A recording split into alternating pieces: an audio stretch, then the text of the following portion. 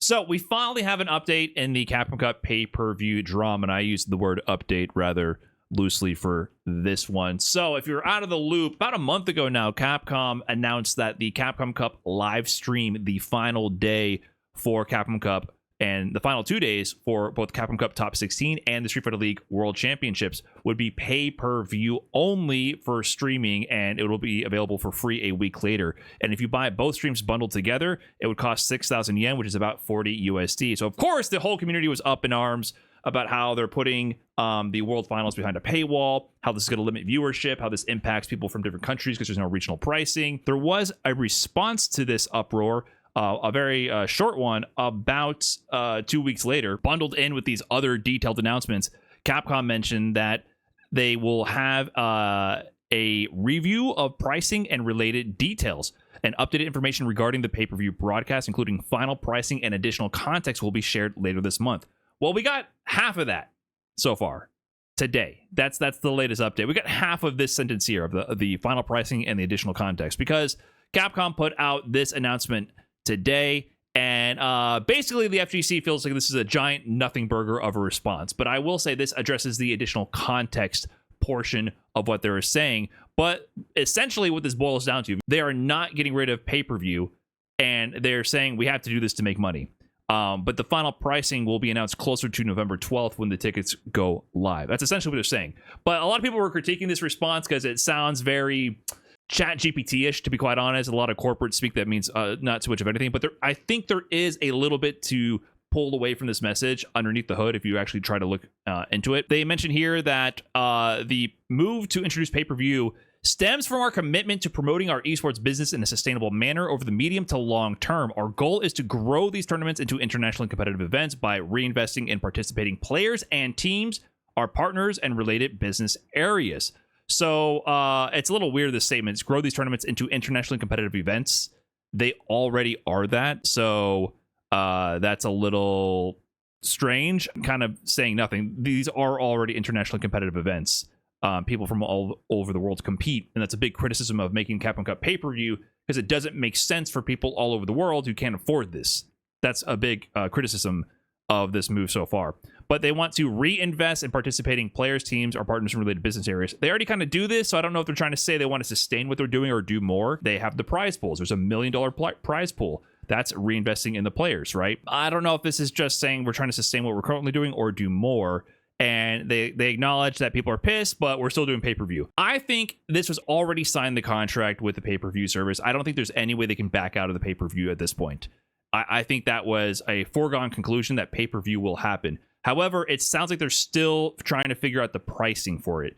$40 is ridiculous to watch the stream for anyone involved. Like, it's not a good pricing for people who can even afford that amount of money. But like I mentioned before, I think a big part of this, Blaz is going to Capcom Cup. Can people from Chile afford to spend $40 to watch Blaz in Capcom Cup? You have this format that is subsidized by the international community and their existing events and infrastructure. You're plucking players from all over the world to play in the grand finals, and then people from their region can't even afford to watch. It doesn't make sense. And on top of that, from people from regions who, that's a reasonable price point, might not even want to pay.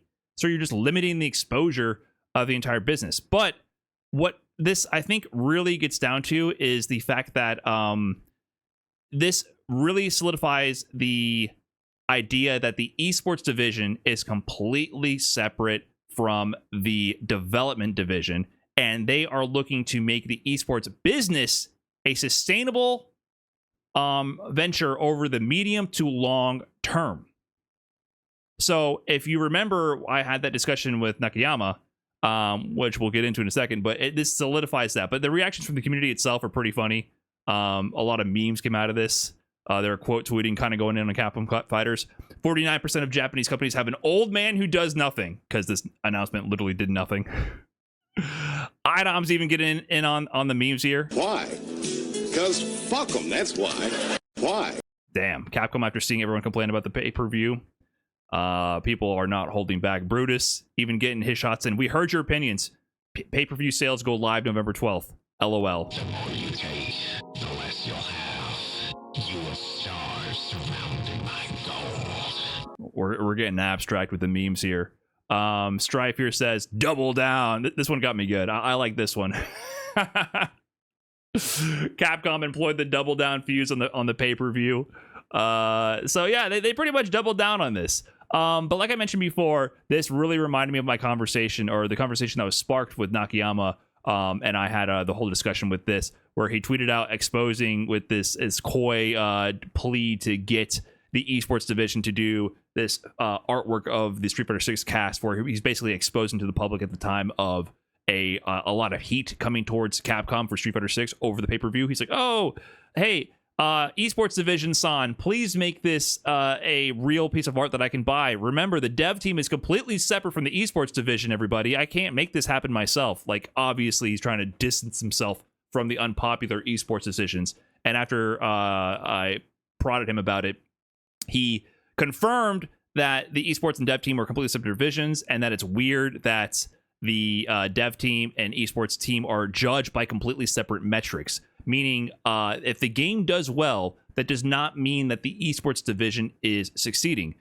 They have a completely separate corporate structure, so their incentives are totally different, right? And, even after all that, he said he might get scolded if he talks too much, but I think he was okay in the end. But this statement just reinvigorates that speculation, or more solidifies that view that I think the incentive structure for the esports division is misaligned. Generally, with these esports titles, the esports division is meant to promote the platform of the game itself, where that's where you generate sales via selling the game itself or via selling cosmetics and DLC. And the esports division, well, yes, it might make some revenue from selling tickets, merchandise, sponsorships. That is a revenue stream. Its primary function is being a marketing arm of the platform for the game itself.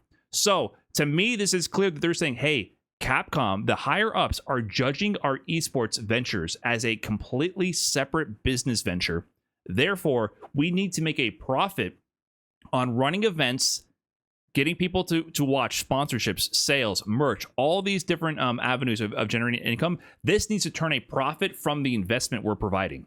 And that's why they were sticking to the pay-per-view. That's why they thought of this. But to me, it shows that the corporate structure is misaligned. The incentives don't make sense. Meaning, maybe esports, for the overall Capcom bottom line, the esports venture might have driven enough sales for the investment to actually turn a profit, but you wouldn't be able to analyze it that way because the actual event from pay-per-view or from sponsorship sales actually lost money.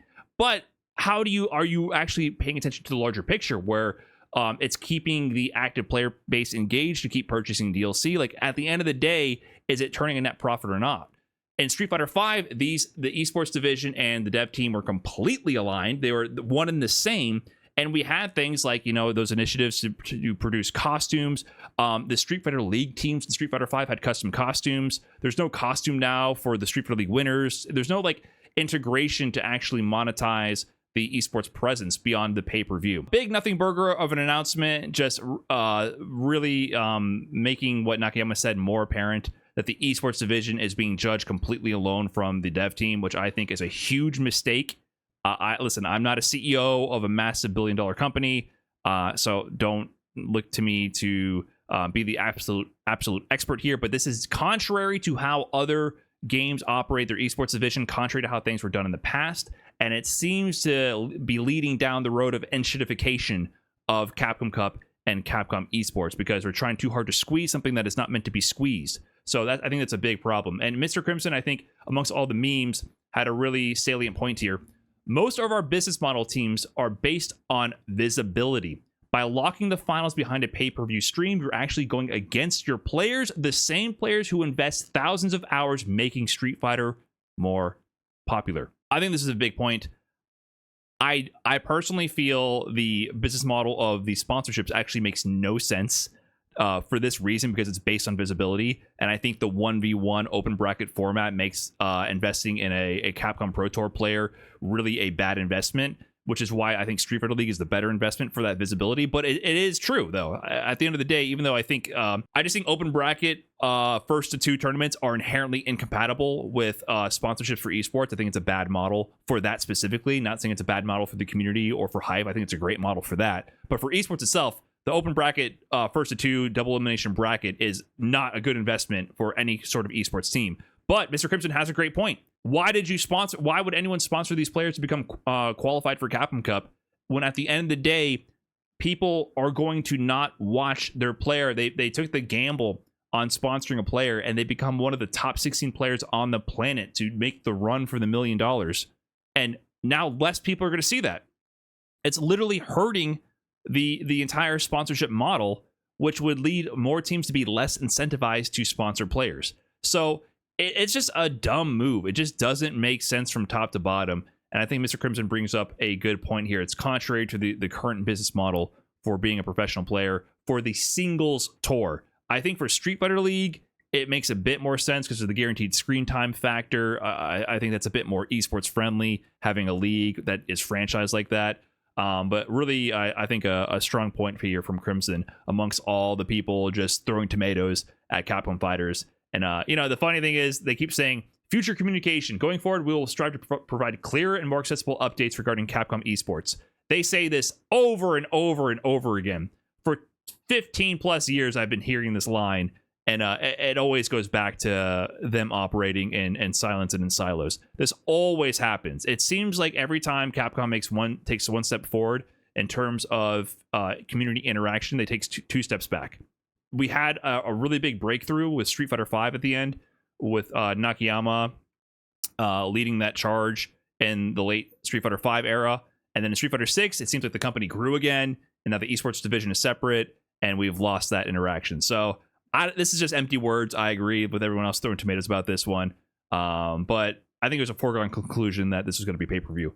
So just more evidence of the direction that Capcom Esports is going. So not too much of a major update. I'm hoping at least they do regional pricing to make this more affordable for people around the world. We'll find out in due time. But it's going to be pay-per-view no matter what. And so it's not ideal. It's disappointing. And hopefully they learn from this mistake in the future if we still have a Capcom Esports in the future. Because based on the way the corporate structure is, it makes me concerned about the viability of this company and the structure as a whole. And to me, it gives me a bad feeling about Capcom Esports in general. So hopefully I'm wrong about that. Hopefully the ship can correct course and we can enjoy more Street Fighter action at the highest level for years to come. All right, that's it for this update. Peace.